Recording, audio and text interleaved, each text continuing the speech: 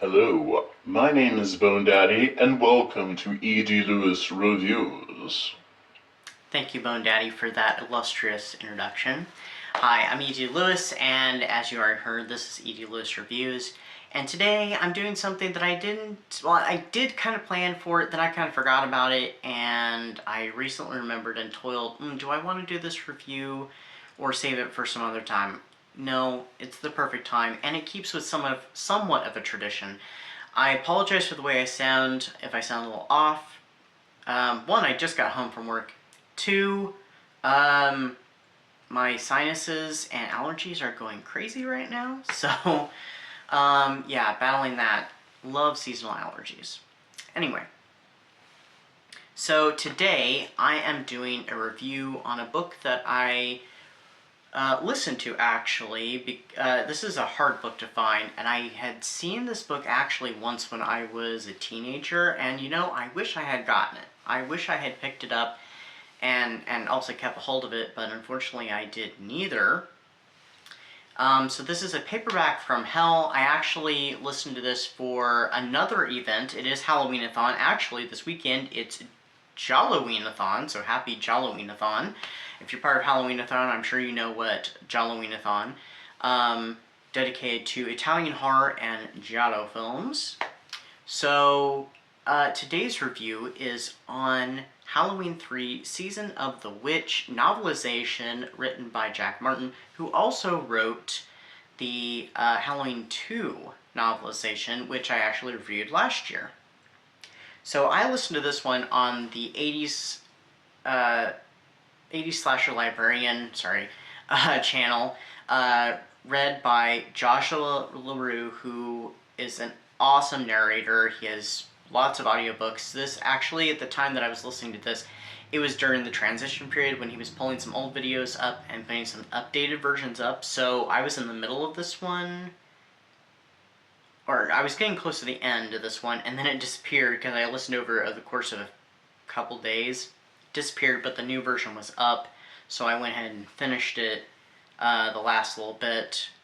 I had to kind of figure out where I was at on the video and listen to the rest of this book. So Halloween 3 follows Dr. Chalice as he's going through a bit of a rough patch. He's been going through a divorce, working long hours at the hospital, and he's struggling to see and spend time with his kids.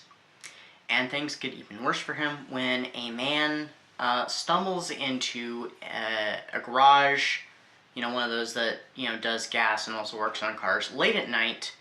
And this is, you know, just over a week until Halloween. He's rushed into the hospital, spouting, you know, a message of doom, and then he is mysteriously offed. We'll just put it that way. Dr. Chalice meets the man's daughter, Ellie, and gets embroiled into a mystery of what happened to Ellie's father, what did he go through, and what does it have to do with these popular masks from a company called Silver Shamrock. So, I know this movie is over 30 years old, and, well, let's see. Okay, it's over 40 years old. Sorry, I was off by a decade. I don't know what I was thinking. So, I'm not going to spoil anything, though there is going to be a brief spoiler section, which I will cut to in a little bit. But it's much like the film. So if you've seen the movie, it's much like it, but it goes into more detail. So it spends more time doing some character development with the character of Dr. Chalice and his situation. We actually get to be in his head for a while. We open up actually with with Dr. Chalice, you know, working in the hospital, and it begins in a slightly different spot. It backtracks a little bit. Some scenes are also rearranged in this novelization compared to the original version. Due to the film version, I mean. And I don't know if it follows the script more or if it was some creative choices. We also get a little bit of Ellie's background with her father, and there's even a subplot that's in the movie that wraps up at, closer to the end, that is completely dropped. So I don't know if it was originally in the script or this is based off a different script for it before the final one. I have no idea. But like I said, it mostly follows the film for the most part. Now, I know this film was originally written by a completely different writer, and I think he had his name removed. His story was quite different, and the director, Tommy Lee Wallace, went through a big rewriting. I don't know if there was anybody else writing for it, but I know he was very upset. The original screenwriter was very upset over it, and he demanded his name removed. So I think it's solely credited to Tommy Lee Wallace. So I don't know if there was more than one version that Tommy Lee Wallace altered or what happened there. But yeah, this one was not well received when it came out in theaters, the film, because it did not have Michael Myers. Because at this point, they had killed off Michael Myers. They were planning for the franchise to continue as an anthology, which is an interesting idea. Though I'm a big fan of Michael Myers, so I'm glad that they brought Michael Myers back, even for some of the really bad storylines they came up with. And then there's that one movie I like to pretend doesn't exist, like many fans. I'm sure you can figure out what I'm talking about. It's the one that comes after Halloween H20. So, but there are also a lot of fans of that one too, so anyway. But yeah, I like this novelization quite a bit, and I liked how the author fleshed out the characters. I'm assuming that was more of, on his side, the fleshing out, but I don't know. There's also a few nods to, actually, even Halloween 2 in there. There's a character who's mentioned by name, you never see him, and it's the same name as a character in Halloween 2. And I think there is another character that's referenced very early on during a news report regarding a certain Stonehenge theft, which also, that whole thing does not have a full explanation, just like in the film.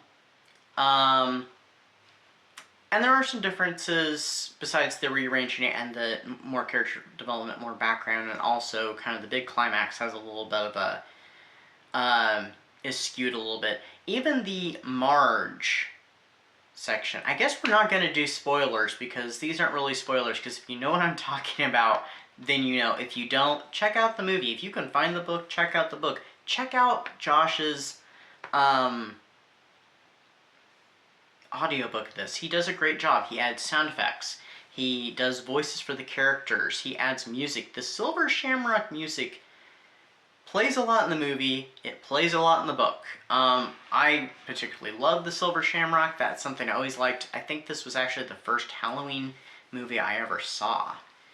And I was way too young to see it, but it was not by choice. Someone showed it to me, and it's not one I particularly cared for as a kid, but I think from my teenage years on, I've grown an appreciation for it. I have a bit of a soft spot for this one. So, I gave this book 4 stars. It was pretty solid.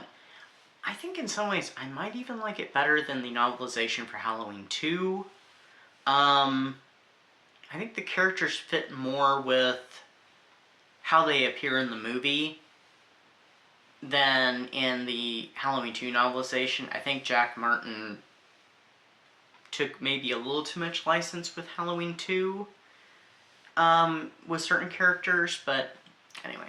But yeah, I did really enjoy it, and the audiobook is sensational. So if you're looking for a quick listen, it's only about 4 hours and something, so you could knock it out in a couple days over a weekend, or even during a day. Check it out on Josh's channel. I'll have his channel linked down below. And also, I want to do this quick little note, and that is Josh has a new book out called Primal. It's a Friday the 13th story. I did listen to it in its episodic form earlier this year. I think I want to revisit it. I need to get a copy of the book, either digital or physical, and I want to revisit it again before I review, but top marks. Loved the book. It's got dinosaurs and Jason Voorhees. You cannot go wrong. It was a wild and crazy idea that I was a little uncertain about, but I was curious, I really enjoyed it. So I think you can see where that review is going to go. I will go more in depth with it, but with no spoilers, or very few. But it was a lot of fun. Do check it out. Do check out his Celestial Slumbers, which is basically Freddy X. I have reviewed that one already. And he has, I think he's working on another book. And then he has Quarantine, which is another Friday the 13th story, which I have not read nor listened to, and I need to maybe next year. So anyway, that's what I've got for you today. Until next time, stay safe, stay spooky, and I'll see you then. Bye-bye.